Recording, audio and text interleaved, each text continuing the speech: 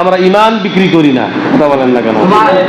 আমরা রাতের অন্ধকারে কালো টাকা খাই না, ভোটের সেন্টারে গিয়ে লাখ টাকা টেবিলের তল থেকে নিয়ে কোন রামপন্থীকে রায় দিয়ে চেয়ারম্যান মেম্বার, আমরা টুপিওয়ালারা হকপন্থী ওলামাকে আমরা মানে বানাই না।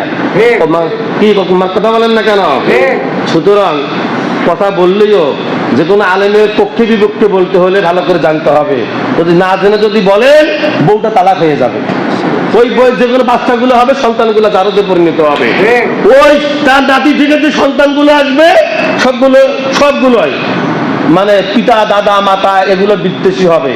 মায়ের গায়ে হাত তুলবে, ছেলের গায়ে হাত তুলবে, এরপরে মুরব্বীদের গায়ে হাত হলো তুলবে। ওই ছেলেগুলো জীবনে কোনোদিন কারো কোনো উপকার করবে না। সুতরাং আমরা জীবনে কদমে কদমে আল্লাহ নাফরমানি থেকে ওয়ালা তামশি ফিল আরদি মারহা, যে জমিনে চলতেছি এই দাম্ভিকতার সাথে, এই জমিন কিন্তু সাক্ষী দিবে। সুবহানাল্লাহ জোরে বলেন। তাহলে কাউকে সাক্ষী দেওয়ার প্রয়োজন নাই। হাত দিবে সাক্ষী, পা দিবে সাক্ষী, চোখ দিবে সাক্ষী, এই জমিন দিবে সাক্ষী।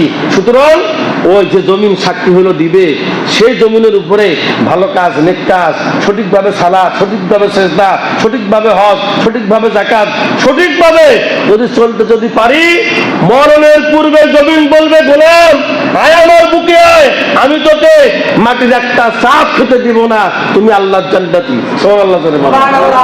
মুমিনের জন্য কত সুসংবাদ আল্লাহ তাআলা দিয়েছে। আবার বলি, আল্লাহ তাআলা সকলকে তৌফিক দান করুক, বুঝার তৌফিক দান করুক, নবীর প্রেম দিয়ে অন্তরটা সকলের ভরপুর করুক। জোরে বলুন আল্লাহুম্মা আমিন। ওয়া আখিরু দাওয়ানা আলহামদুলিল্লাহ।